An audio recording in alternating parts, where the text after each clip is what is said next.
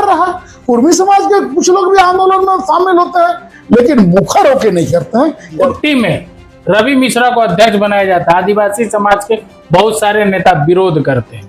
यह आंदोलन अगर वैश्य कुर्मी समाज के लोग अगर ओबीसी को 27% आरक्षण देने पर जोर देता, लेकिन कुर्मी को आदिवासी शामिल करने के लिए केशव महतो कमलेश जी स्टेटमेंट देते हैं कि और सरकार, हमारा सरकार भले है लेकिन हमारा सरकार भी चुनाव में आया। और झारखंड में देखा जाता है कुर्मी वो आपको अपने आप को अनुसूचित जाति जनजाति में सूचीबद्ध करने का मांग कर रहा है। झारखंड में ओबीसी की आबादी लगभग 52% है। हम लोग को एक्चुअल में ओबीसी समाज के लोगों को 52% है।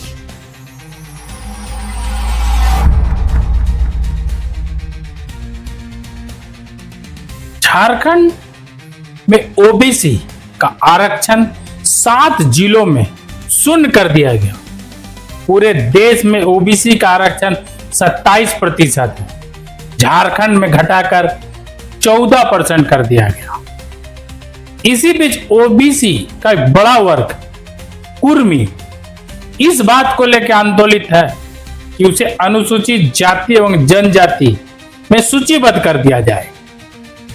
इस समाज से आने वाले दो प्रमुख व्यक्ति सुदेश महतो जिस राज्य के उप मुख्यमंत्री रहे, वर्तमान में बहुत चर्चित विधायक जयराम महतो, विधायकों को सड़कों पे देखा गया अपने आप को सूचीबद्ध कराने की मांग को लेके। इसी बीच इसी ओबीसी आरक्षण में चर्चा करने के लिए कांग्रेस पार्टी के प्रदेश महासचिव ओबीसी प्रकोष्ठ, क्योंकि ये कांग्रेस पार्टी सत्ताधारी पार्टी महागठबंधन का हिस्सा है, उनसे चर्चा करते हैं कि क्या है, क्यों ऐसा हो रहा है, आगे उनकी क्या लोगों की रणनीति होगी। सर, आपका बहुत बहुत स्वागत है न्यूज़ 100 लाइव टीवी। आप लोगों का भी स्वागत है। 7 जिलों में ओबीसी का आरक्षण को शून्य कर दिया गया है, जबकि आपकी पार्टी सरकार में सहयोगी पार्टी, कैबिनेट में 4 मंत्री हैं। जी, झारखंड प्रदेश का निर्माण 2000 में हुआ। 2000 से पहले जब झारखंड का निर्माण नहीं हुआ था, एकीकृत बिहार में झारखंड था, उस समय झारखंड प्रदेश में 27% आरक्षण मिल रहा था ओबीसी समाज को, और कोई भी जिला शून्य पर नहीं था ओबीसी। लेकिन जब जो ही झारखंड प्रदेश अलग हुआ 15 नवंबर 2000 को, तो उस समय के जो मुख्यमंत्री श्रीमान बाबूलाल मरांडी बने थे और उनके सहयोगी हमारे श्रीमान सुदेश कुमार महतो जी, उस समय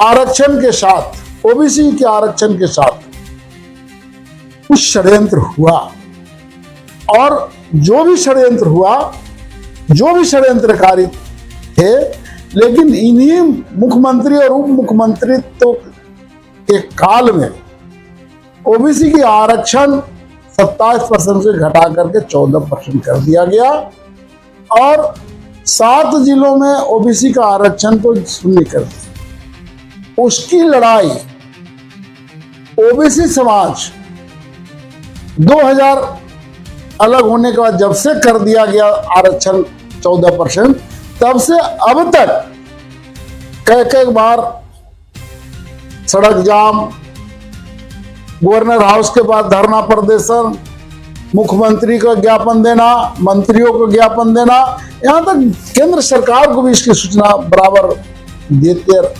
रहा है। और इस विषय को लेकर के झारखंड सरकार में जब जब चुनाव की बारी आई, उस समय भी इस पर चर्चा परिचर्चा ओबीसी समाज के सारे लोगों ने किया। और जो सरकारें जो चुनाव में आई, उन लोगों सभी लोगों ने अपने घोषणा पत्र में शामिल भी किया कि अगर हमारी सरकार बनेगी तो हम ओबीसी को 27% आरक्षण देंगे और 0% जो 7 जिलों में ओबीसी को उसको हटा करके इसी सामान्य बात करेंगे। को आपके राष्ट्रीय नेता राहुल गांधी उठाते हैं कि ओबीसी को उसका हक मिलना चाहिए। यहाँ की जनता ने उस बात को विश्वास करके लोहरदगा, खूंटी, सिंहभूम, दुमका और राजमहल जैसा सीट गठबंधन को दिया। लोहरदगा, गुमला तो कांग्रेस पार्टी को दिया। कांग्रेस पार्टी 10 वर्षों से उसकी सहयोगी है, लेकिन ओबीसी के साथ खड़ी नहीं है। हमारे केंद्रीय नेता, विपक्ष के नेता राहुल गांधी, जिसकी जितनी आबादी उसकी उतनी भागीदारी की बात पूरे देश में कर रहे हैं। यहां तक ओबीसी के सवाल पर झारखंड में ओबीसी की आबादी लगभग 52% है। हम लोग को एक्चुअल में ओबीसी समाज के लोगों को 52% है। इसका वकालत हमारे केंद्रीय नेता श्रीमान राहुल गांधी जी कर रहे हैं। और हम लोग को झारखंड में जो मिलना चाहिए था एकीकृत बिहार में 27%, वो 27% आरक्षण की बात वर्तमान में हम लोगों का डिमांड है कि, और सरकार, हमारा सरकार भले है लेकिन हमारा सरकार भी चुनाव में आया, घोषणा पत्र में लाया कि हमारी सरकार बनेगी, तुम 27%। घोषणा पत्र में आया, लोगों ने सरकार में लाया, फिर भी सर हम आपके चैनल के माध्यम से मैं अपनी सरकार की बात करना चाहता हूं, झारखंड मुक्ति मोर्चा के घोषणा पत्र की बात करना चाहता हूं। उन्होंने कहा था और ओबीसी को 27% आरक्षण देने के मसले पर हमारे माननीय मुख्यमंत्री हेमंत सोरेन साहब ने अपने असेंबली में, विधानसभा के सत्र में इसका चर्चा किया। इससे पीछे भी जब मुख्यमंत्रित्व काल उनका था इस चुनाव से पूर्व, उस समय भी उन्होंने अपने कैबिनेट से पास करके उसको गवर्नर हाउस तक पहुंचाने का काम किया। इसीलिए क्या ओबीसी का सबसे बड़ा जो वर्ग झारखंड में देखा जाता है कुर्मी, वो आपको अपने आप को अनुसूचित जाति जनजाति में सूचीबद्ध करने का मांग कर रहा है। एक्चुअल में कुर्मी समाज के लोगों का मांग पुराना मांग अपना है। इस 27% से 14% कर दिया गया ओबीसी को। एक्चुअल में अभी कुर्मी समाज ओबीसी हैं और जो भी लाभ उनको मिल रहा है ओबीसी समाज से मिल रहा है, ओबीसी कह के मिल रहा है, ना कि अनुसूचित जनजाति। तो ओबीसी समाज का मांग को कुर्मी समाज के लोगों को दावेदारी के साथ प्रबल करके उसको जिस तरह से कुर्मी समाज के लोगों ने एसटी में शामिल होने के लिए रेल टेका, जहर छेका का जो आंदोलन उन लोगों ने किया, यह आंदोलन अगर वे कुर्मी समाज के लोग अगर ओबीसी को 27% आरक्षण देने पर जोर देता तो शायद इसका लाभ कुर्मी समाज को भी मिलता। बाद में उनका जो डिमांड चल रहा है कि हमको एसटी में शामिल किया जाए, जहिया होना था तहिया होते, केंद्र सरकार और राज्य सरकार का ही मामला था, जहिया मिलना था तहिया उससे लाभान्वित होते। लेकिन वर्तमान में जो 27 से जो 14% हुआ है उसका आंदोलन को अगर वो लोग तेज करते तो शायद पूरे ओबीसी समाज का लाभ मिलता और उसका लाभांश कुर्मी समाज को भी मिलता।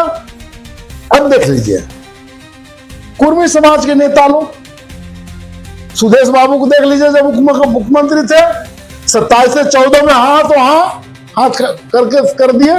उनको अपने ज्ञात नहीं है कि हम ओबीसी है कि क्या है। अगर होते तो शायद उस पर रोकथाम करते, नहीं हाँ में हाँ नहीं मिलाते। पता नहीं वो कैसे कर गए। बाबूलाल मरांडी जी अभी फिर भारतीय जनता पार्टी के विपक्ष का नेता है, अध्यक्ष भी है, लेकिन उनके काल में 27 से 14 हुआ।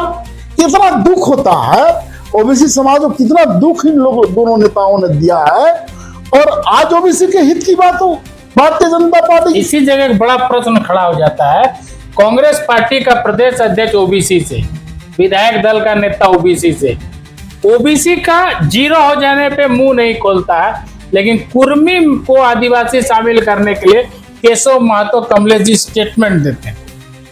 देखिए, केशव महतो कमलेश जी कांग्रेस के अध्यक्ष हैं, लेकिन अध्यक्ष से पहले वो कुर्मी समाज से, कुर्मी परिवार में पैदा हुए हैं, ना कि कांग्रेस के अध्यक्ष हुए हैं। जो कुर्मी जहां से उनका जन्म हुआ है, तो भाई जब पूरा समाज उनके कुर्मी समाज की बात हो रही है, तो उनका व्यक्तिगत मामला हो सकता है, ये पार्टी का मामला नहीं हो सकता। आप बोल रहे व्यक्तिगत मामला हो सकता है, लेकिन सांसद में देखा गया कांग्रेस संसदीय दल के नेता अहिर रंजन चौधरी खुलेआम बंगाल में कुर्मियों को एसटी का दर्जा देने का वकालत की। देखिए, बंगाल की राजनीति थोड़ा सा झारखंड की राजनीति से हटके, और झारखंड की राजनीति कुछ हटके है।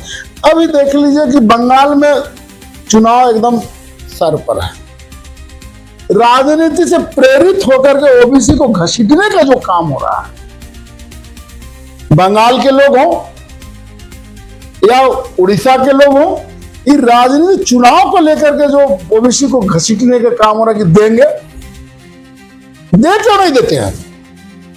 दे दिए होते तो कुछ कहा जा सकता है।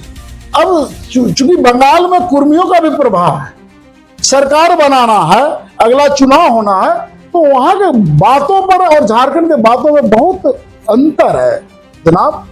इस बात को भी समझिए कि बंगाल में चुनाव सर पर है। ओबीसी एकजुट नहीं है, इसलिए क्या आरक्षण घट गया?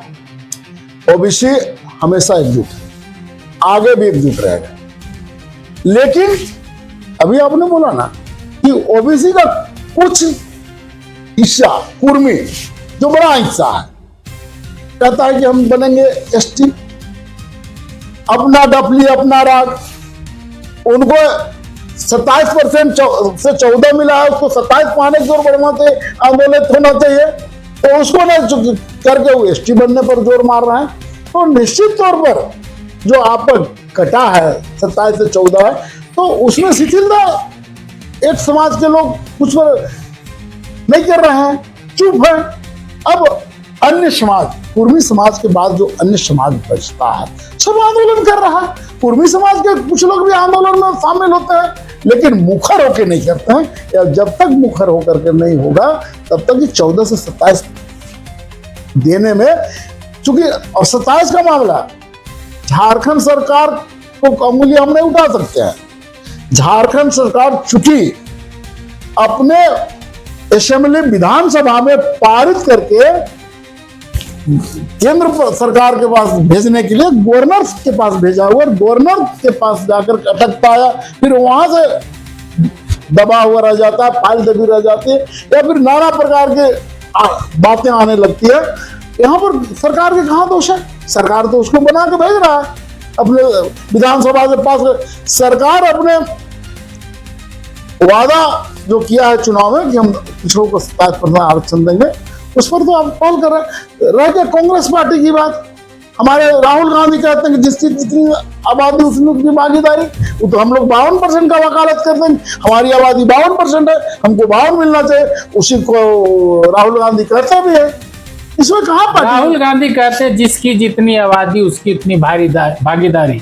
छुट्टी में रवि मिश्रा को अध्यक्ष बनाया जाता है, आदिवासी समाज के बहुत सारे नेता विरोध करते हैं, संगठन इसी बात को भी रखते हैं कि जिसकी जितनी आबादी उसकी उतनी भागीदारी। देखिए, संगठन चलाना और सरकार से लाभ पाना, दोनों में अंतर है।